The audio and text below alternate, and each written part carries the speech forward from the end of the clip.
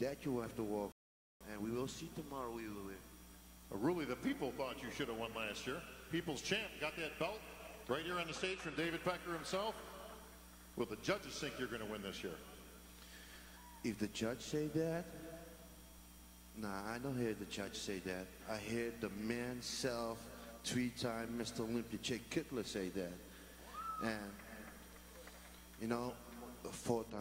And you know how I feel when he say that? Because I remember when I got the car accident and I stopped like 1.5 years, and that year he be for the third time Mr. Olympia, and I come back to the gym just to see how big people on the stage for Mr. Olympia is, and I say, Jay, can I take my shirt off? I know I'm stupid, but I just ask him so I know how far I have to do, what I have to do to be like him.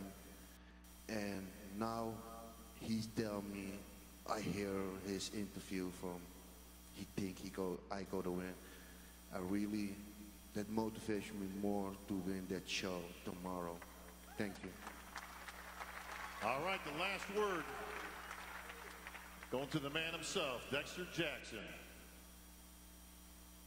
All right, Dex, look behind you right here, my friend.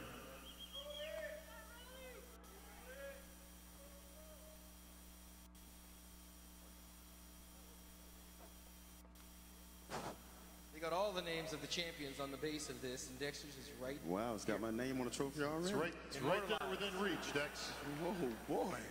It does have your name in there, actually, so he's right. It's right there, champ, right within reach. It's a beautiful trophy, man. Will you be hanging on to that Saturday night? Oh, I believe so. Two-time Olympia champion, Dexter Jackson. 30th IFBB Pro victory, Dexter Jackson. Hey. Record holder, Dexter Jackson. I worked very hard for this year, man. You know, I got my trainer back. Everybody know George had cancer, and he beat cancer, 100% cancer-free now, so he wasn't here last year. Where is George? He's in here. George Farrar, are you here? Where is my man, George? So I got him back with me this year in my corner. George making sure he dials me in 100%. He's been in my room about 10 times already since yesterday. George is undefeated. Kick cancer's ass. Good to have you back, Georgie. I got my trainer, Charles Glass, back. You know, we've been kicking my behind this year, and I tell you, this is probably one of the best preps I've ever had. You know, no knees, no knees hurting and none of that stuff, so I've been able to really put the heavy pounders on, got my legs back and everything, so we're ready to go, man. You know, so, you know, like I said before, not to take nothing from none of these guys. All these guys are great champions. You know, everybody deserves to be here. But, I mean, I've beaten everybody on the stage. You know what I'm saying? So I don't see no reason why I can't do it tomorrow. Dex, obviously everything we've just mentioned is paramount. Also, your birthday's coming up, isn't it, sir? Next month, yeah. You make it sound like it's this weekend or so, Bob. This week, next week. Gonna be 50 years old, Dex. I will be 50. Yes. That's a hell of a story, folks. We're gonna see what happens. One thing is for sure, Dex, history will be made right here on this stage this weekend, folks. Tomorrow night, our 212 champion, perhaps one of these gentlemen right here, will stand right here center stage and earn the title of 212 Olympia champion. Saturday night, Dexter, or one of these gentlemen on this stage, will be crowned your 2019 Olympia champion. History made once again on the Joe Weider stage, folks. I want to thank my co-host, Sugar Sean Ray, where our press conference officially kicks off the Olympia weekend, folks. And we've got a great one in store for you. We've got an Olympia Legends booth at the Olympia. Brand new this year, folks. You've got many of your all-time greats that are going to be there, including Lee Haney himself, Samir Bannout, all kinds of old champs. I see Dennis Wolf is in the house. Dennis, good to see you again. We got all kinds of history-making champs, folks, so make your way to that booth at the Olympia. And we've got lots of superstars in attendance as well. I want to thank everybody for coming out here today. I want to thank Jim Mannion and the IFBB Pro League, Dan Solomon, of course, Tamer Elgini, and the entire crew, David Pecker at AMI for all their help. Jake Wood, good to see you down in the front. Jake Wood of Wings of Strength, our presenting sponsor for this year's Olympia. Folks, that's going to wrap things up tonight. Meet the Olympians. That'll be right here and upstairs. You'll see all your favorite Olympians here. You can get yourself some signed memorabilia, some autographs, some merchandise. Everybody have a great weekend. I'm Bob Ciccarello. We'll see everybody this weekend.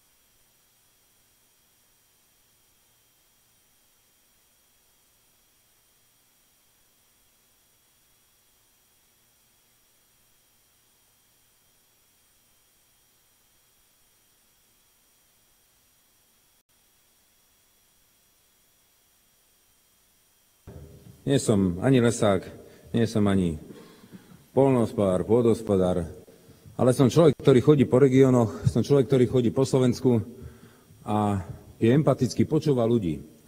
Baví sa hlavne s obyčajnými bežnými ľuďmi a počúva ich problémy. Stretol som sa na Liptove s predsedami 60 urbárov, ktorí mi povedali, aké majú problémy. Títo ľudia predstavujú urbáre, ktoré združujú okolo 100 až 200 tisíc, myslím, ľudí, ktorí sú priamo účastníci týchto podielníci týchto urbárov. A What's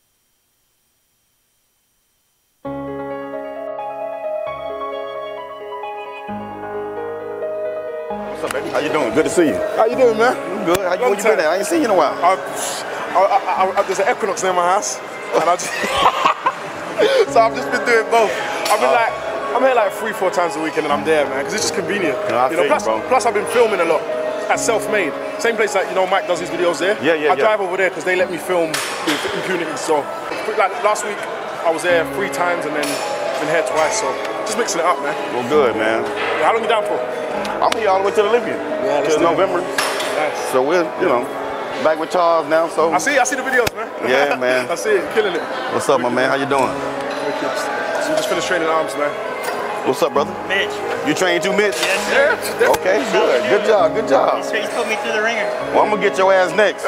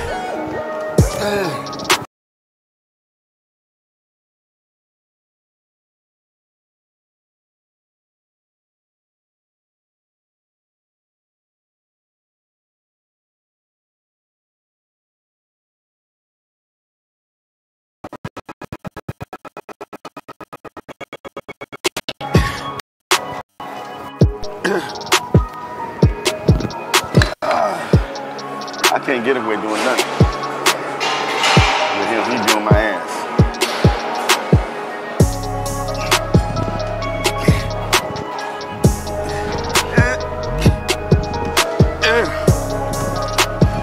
Come on, dog.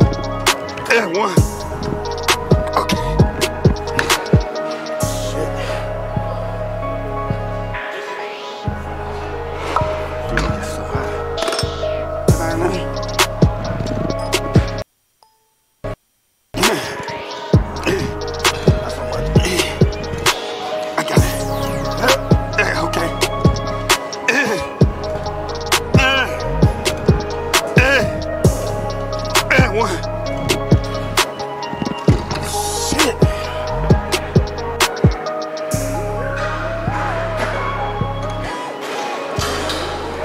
So whatever happened to going up with 10s? When you started 10.5? Contracting your abs and coming all the way down is causing you to lose your lat width or fullness in your chest.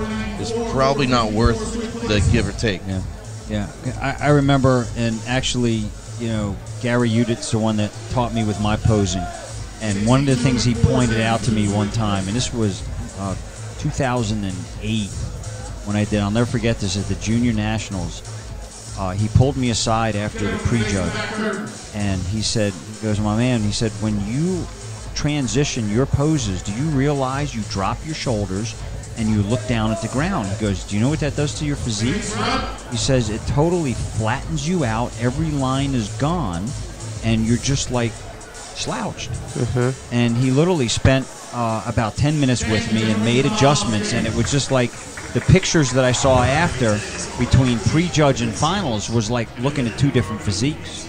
It's just unbelievable how important posing really is. Especially in transitions. I used to, when I used to coach posing, I would always tell women, don't ever lose your pose even as you're quarter turning. Stay in that pose. Don't drop your rear end. Don't do, like, everything is still, you're in that pose each and every time you turn. Because as soon as you drop, lose everything every flaw is right there, and you always want to maintain that structure each quarter turn you make. So, especially bikini, you'll find a lot of them will turn, drop their rear end, and then pop it, and it's so like too noticeable. Late. We already saw. We saw it, girl. That's the importance of having somebody like you, having a coach, or having someone you trust, you know, in your corner and giving you honest critiques and feedback. Absolutely. It's not going to do him any good to lie to him. All right, we are now into our men's physique open D. D's and David, D class. As we're moving in still, this is prejudging, still into the prejudge here for the 2019 Amateur Olympia, being brought to you by Manithos Pro in our live feed. That's giving this to you in your own living room right now. Or on your cell phone. On your cell phone. Or on your laptop. It's or on your radio. It's literally. Or your radio. Radio everywhere. You know, I keep forgetting that this is 2000. What year is this? 2019.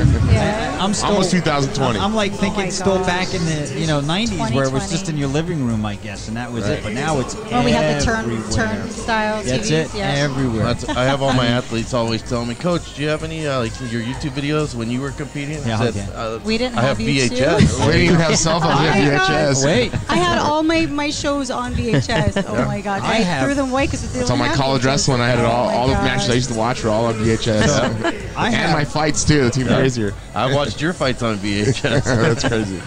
I have some of my contests that I did on Betamax. Wow. Oh wow. Yeah. One of my trophies is even an old school baseball trophy. Oh yeah. It's hilarious. Yeah, that's cool. Too cool. Yeah, Betamax. I have literally. It's been that long. So we look back then and see how far the sports came, and see it's how far all our sports came. And it's great to see. Yeah, you know, the funny thing is, so the first national show I did was in 1987. I did the Junior Nationals with Bob Ciccarello. Oh, wow. And Bob won it. He won that year, and I got fifth. I got fifth in my class that year. And Bob and I, we used to joke around all the time because we literally were the longest NPC card holding, because we literally were amateurs through the 80s, 90s, and into like the 2000s. And Bob got his pro card at the USAs, and then I followed the Nationals, and it was still probably about 7-8 years after that. So yeah. Perseverance. Yeah, so I was not one of the lucky ones that was genetically gifted, I guess you can say. You just had to keep plugging away and plugging away and plugging away and plugging away at it. Yeah, they were talking about that at the press conference. I think Dexter Jackson's going on his 20th Mr. Olympia. 20 years. 20 years in the Mr. Olympia. And I think he has 30. He has 29 pro wins. So if he can get this one here, this one, that's pretty cool. Awesome. I tell you, it would be really awesome if Dexter walks away with the overall on this, and I think he'll probably call it. You think he'll call it a career after this? They asked him, and he said absolutely not. Really? He said he can't give it up. He loves to compete. Just loves it, yeah. He apologized to the wife already for continuing. He said, "I'm going." I think it's that competitive side to it.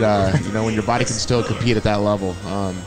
you still have the love for it. Sure. I mean, as I do in my sport of mixed martial arts, but you know, as I get older, I get a little bit slower. My reaction time is was when I was a young kid. But I think as as coming from wrestling background, as we get older, we learn more and more. Just the little techniques, little fine definitions that to be a better wrestler, the younger guys don't have. You know. I mean, I learned that from Randy Couture when I lost a world title to him. He out-wrestled me. I was like, this 40-year-old man's that can out-wrestle me. And I was 27 at the time. Yeah. And let me tell you, every single round I was like underneath him going, how is he taking me down? But it's just that little small details that make you better and better as you get older. And it goes right into bodybuilding and fitness. These guys start learning stuff to make them better and better each and every year. Absolutely, yeah. I remember my first time going back to Iowa, and I got fortunate enough to wrestle Dan Gable for my first time back there. And I mean, he had like 23 knee surgeries already, you know, and I'm thinking, I'm younger, I'm stronger, I'm faster, and he was like, yeah, but not here. Yes. I couldn't do a damn thing to him. No. Wow. Yeah, he destroyed me, needless to say. Dan's a legend. Yes, a legend right there. So, Tito, I guess for you now, being it in 20 years, and you look at some of again, Dexter Jackson, how many more years do you think you have in the sport? Well, I had the same conversation with Randy Couture last year after I fought Chuck Liddell. I stopped him in the first round, and I just felt like I had so much more to do. I called Randy, and because Randy's a close friend of mine, and I said, Randy, when you were 43 years old, what made you come back and compete to win the heavyweight world title? He goes, Tito, I felt like I wasn't done. I felt like I had a lot more to do. I've gone through surgeries through my career, and it was just like I was always trying to catch up to everything to make my body compete at a high level with no problems during camp. It seemed like every camp I was kind of just getting right by just to compete, just to fight, to pay the bills. Now it's like the bills are paid. Now I'm getting in the gym because I love it and it's fun, and I'm competing against younger guys and sparring and wrestling and jiu-jitsu, and I'm having fun with it. You know, I'm getting in shape. I'm able to look in the mirror and go, God, I can see definition of my abs. At 44 years old, I was like, all right, I think I'm going to listen to Randy, and I'll do it for a few more years. He did it until he was 48. I don't plan on doing it until 48. Maybe a couple more years, 2 years at the most. But I love it. It's just a competitive side of me. I love to compete. So when you're done in a couple more years, maybe we can see you on that stage there? No, I think I'll be sitting right here where I am right now. I'm a businessman at the end of the day. Yes, commentating and continuing other businesses, helping spreading brands there you go. For these amateur guys who are coming up to become pros and pros to become brands. And Monitos, of course. Yes, Monitos is doing an amazing job helping me with my brand, and I'm very thankful. So, I got to honestly say, Monitos has been helping out so many athletes on just so many different levels right now, and it's just literally, David, what he is doing for not only this industry, but for, other industries. Just a phenomenal job with Monitos. I think he took a chance with me, and because of my hard work ethic, and I'm very thankful. My family's very thankful. The things he's given me an opportunity to see and to provide, I'm very, very, very thankful for David. He's a hard-working individual, and it's just, I guess when you have a ching and a chang, you actually just mince perfect, man, and we've been doing it. So I give an opportunity, like I say, for these amateur guys to become pro and spread the wealth. You know, give them an opportunity as when hard work does pay off. So, can you see yourself into the coaching side of everything when you're? I could to a certain. I came from a coaching background. When I went to college, I had a minor in special education teaching, and my major was in physical ed. And I coached my freshman year in college, sophomore year in college. My junior year, I went to D1, and then I came back and I started fighting, and then I did the Ultimate Fighter 2 seasons. And I love coaching. I just love the mentality of keeping a positive reinforcement to these guys and pushing them as hard as possible. Never break anybody down, cut anybody down. Try to build them to become a better person or an athlete in general. And I've been able to do that. And I do it with my kids now. All three of my boys, they all wrestle. My oldest son, Jacob. My twin boys, Jesse and Journey, they wrestle. My son, Jacob, actually just began his junior year in high school wrestling. And my twin boys, who are 10, they just got their gray belt in jiu-jitsu. They've been wrestling for 5 years. So just show them that hard work ethic. Nutrition's huge for them. They don't eat ice cream. They don't eat fast food. I give them what they need, what their body needs. When I grew up, we grew up on government cheese. Oh, yeah. We grew up very poor. So Spray can. Yeah, we couldn't even spray can. We got the block of cheese that came in a cardboard box. I'd rather eat that than the spray can. Oh You cut the green off when it got green. I mean, little mold's good for you. But that's the type of things that build an individual to work hard and have the things that I have now to give my kids, so they don't understand what that ever was, but they understand the hard work. I never give them anything as they expect it. They got to work for it. They got to get good grades. They're all A students. They got to work hard in wrestling. They got to work hard in jiu-jitsu. And they got to be respectful to their peers. They got to be respectful to their students and their mother. I mean, it's important in general. That's the biggest thing is respect value in my household is number one. Right. Opening doors for girls. I mean, being gentlemen. I mean, that's what this country and world needs is just a little bit more gentlemen. It's very, very important. Yeah. I'll stand there and just wait for my son. I'll be like, oh, sorry.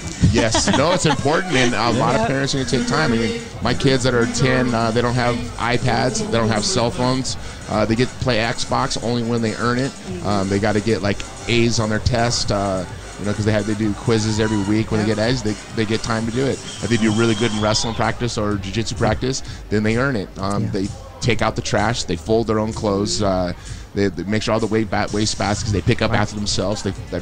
Wow. I'm building men. I have an opportunity to build men. I mean, building men. It's really, really, really important. And I wish a lot of other parents, I'm not saying that they don't, but I'm saying I wish a lot of other parents would take the time to put time into their parents, because the only mirror of themselves is through their children. A lot of the parents these days are just they let the actual kids run the household. And I was a single mom for 12 years, and my daughter's 20 and my son's 14, and I have two amazing kids, and they're both very respectful. And my daughter's a junior in college. My son's at his freshman year in high school at LVA. He was one of only 400 students that made it in out of 2,000 that auditioned. So, and they're great kids. See, and then once again, it's a mirror of yourself. Absolutely. It makes you happy. Respect, that number one in my house, too. Yes, it's very, very important. So what class are we on right now? We are moving in. We're still in. We're getting ready to move into E. This almost there. I do believe now this is what we are moving into, our men's physique E class. Every class has been incredibly competitive. Yes. I mean, even compared to the nationals. This is men's physique E class that's out there right now. As I see, one of the competitors, 335, Dinar Merker, is out there right now. So we are in the middle of our men's physique open E class. And then basically this is just breaking down, again, another large group. And the judges are breaking it down into a certain amount of athletes coming out real quick to do front, back, front. And again, making their first impression, which is their most important and lasting impression for the judges.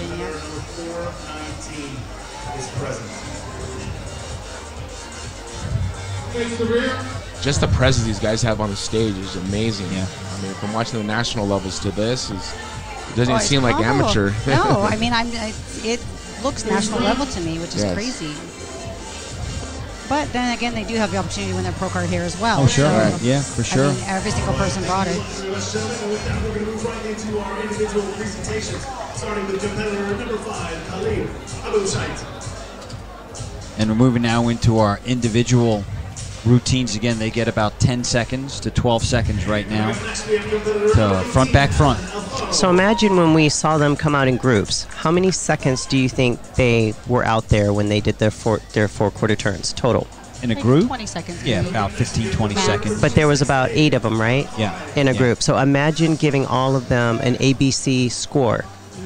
Like in 10, 15 seconds. Yeah, it's difficult. So the judges' priorities normally is to find the A's, and then that's why I think the people outside of the top 5 are the hardest to judge. Right. Because as far as making sure we get the right people in the second and third call out, and so that's why when athletes, I'm sure, Ryan, you've been through this a lot, it means a lot to the athlete whether they came in the second call out or the third call out. Absolutely. Or if, there's 30 guys, the fourth call out.